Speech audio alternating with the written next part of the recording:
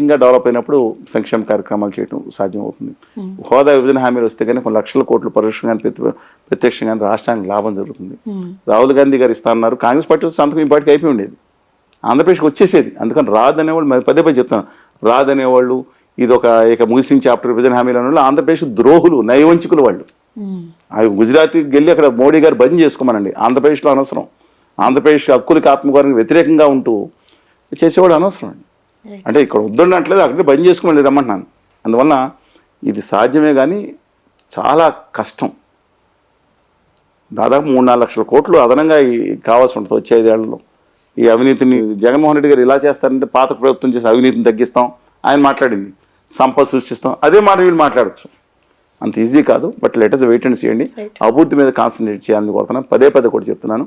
I'm wishing నేను చెప్తున్నాను చంద్రబాబు నాయుడు గారికి, ఆ ప్రభుత్వానికి విశేష తెలియజేస్తా. కనీసం ఈసారన్నా మరి కేంద్ర ప్రభుత్వం మీకు అవకాశం వచ్చింది కాబట్టి దాని మీద దృష్టి పెట్టమని చెప్పి కోరుతున్నాను. రైట్. సో మరి ఇన్నిసార్లు మీరు చెప్తున్నా అభివృద్ధి చేస్తుంటే అమలు చేయాలన్నా కూడా బడ్జెట్ సరిపోదని ప్రస్తావన వస్తుంది. మరి ఎలా అభివృద్ధి జరుగుతుంది?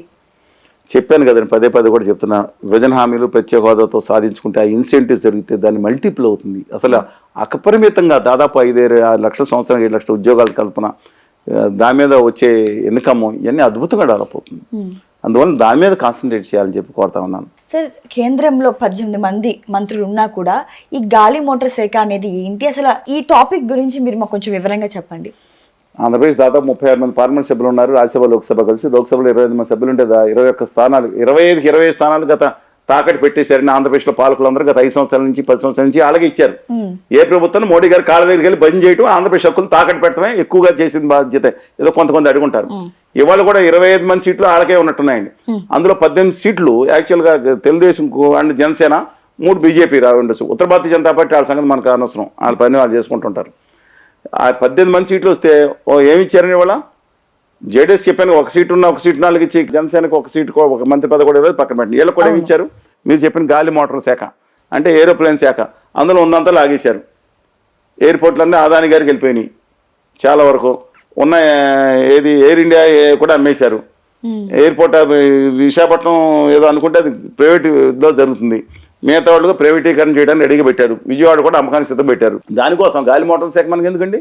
ఆ అశోక్ గజపతి గారికి ఇచ్చినప్పుడే ఆయనకి ఏమనుకున్నారు.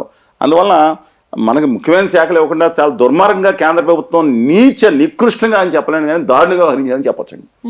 ఇవాళ ఆఖరికి పెంసాని డాక్టర్ చంద్రశేఖర్, ఇప్పుడు రామ్మోహన్ రెడ్డి గారు తక్కువ అండి, ఎంత బహుభాష పెరిగినా దమ్మున్నాడు, మాట్లాడతాడు, పని కార్యశాల కూడా యువకుడు 36 సంవత్సరాలు పిన్న వయసు, అత్యంత పిన్న వయసులో ఉన్న ఆయనకి పక్కన పెట్టిన ఆయనకి ఇవ్వలేదు, పక్కన పెట్టారు. ఆవిడ డాక్టర్ చంద్రశేఖర్ గారు, ఆయన విద్యార్థికుడు, డాక్టరు. ఆయన వచ్చి నువ్వు గ్రామీణ అభివృద్ధి అంటే చేయవచ్చు. గ్రామీణ అభివృద్ధిని ఎవరి దగ్గర? శివరాజ్ సింగ్ చౌహాన్ గారు దాదాపు 2 దశాబ్దాలు ముఖ్యమంత్రి చేసిన వ్యక్తి దగ్గర. ఆయన ఏమన్నా డమ్మీ అయితే పని చేసుకోవచ్చు. ఈయన రెండోది జ్యోతిరాజ్ సింధియా గారి దగ్గర ఆ 2 శాఖలు తీసుకొచ్చింది కాబట్టి సహాయ మంత్రి. ఇది ఇండిపెండెంట్ ఛార్జ్ కూడా కాదు. దేనికి ఏం చేసుకోవాలండి? ఇట్లో ఏం చేసుకోవాలండి? వీళ్ళని ఆ కిషన్ రెడ్డి గారు ఉన్నారు సోదరులు, ఆయనకి మాత్రం బొగ్గు ఇచ్చారు, తన గన్లు ఇచ్చారు.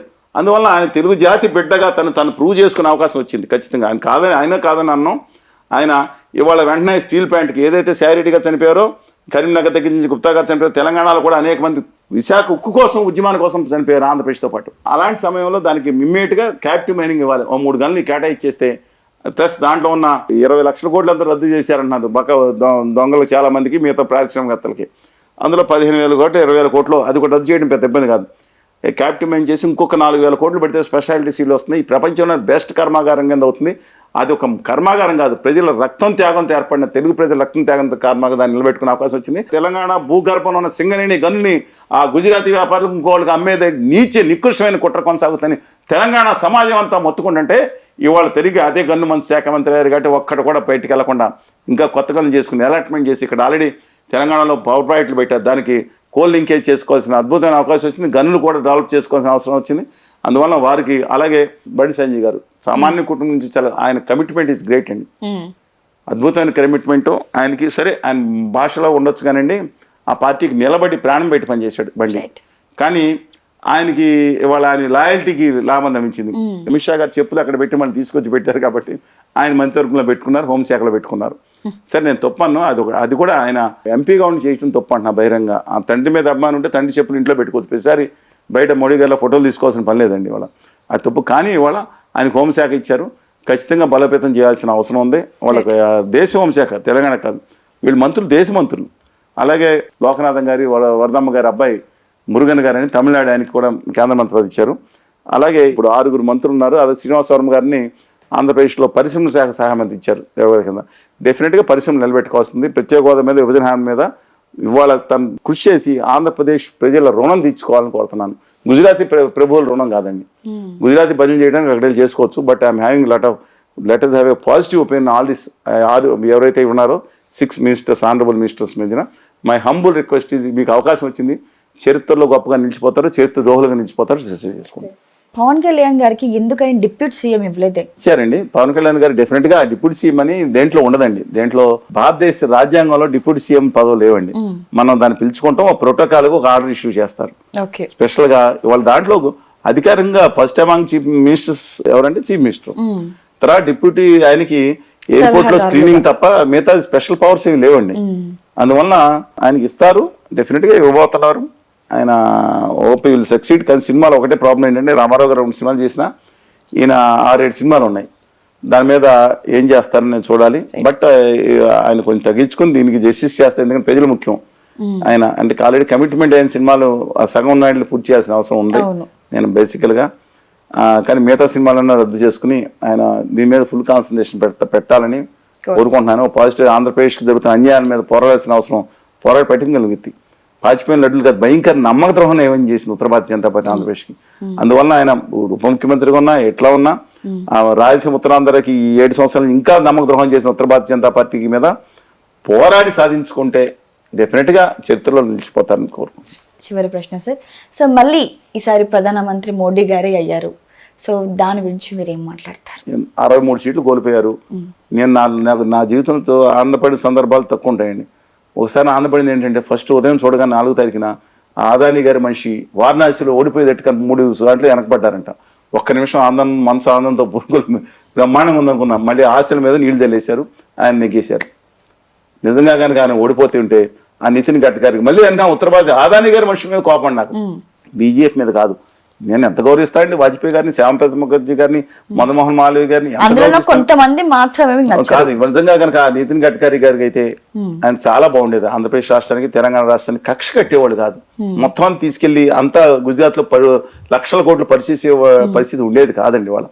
ఆయన కానీ, రాజ్నాథ్ సింగ్ గారు కానీ, ఎవరైనా సరే, అద్వానీ గారు ఆ వయసులో ఆయన అయినా, మురళీ మనోహర్ దేశ్ గారిని ఎవరైనా బాధే ఉందండి నాకు. మొట్టమొదటి కాంగ్రెస్ కనుక అయితే ఆంధ్రప్రదేశ్ ప్రత్యేక హోదా వస్తుంది, అది వచ్చే పరిస్థితి లేదు. ఉన్నాళ్ళు మేలు అనుకున్నాం.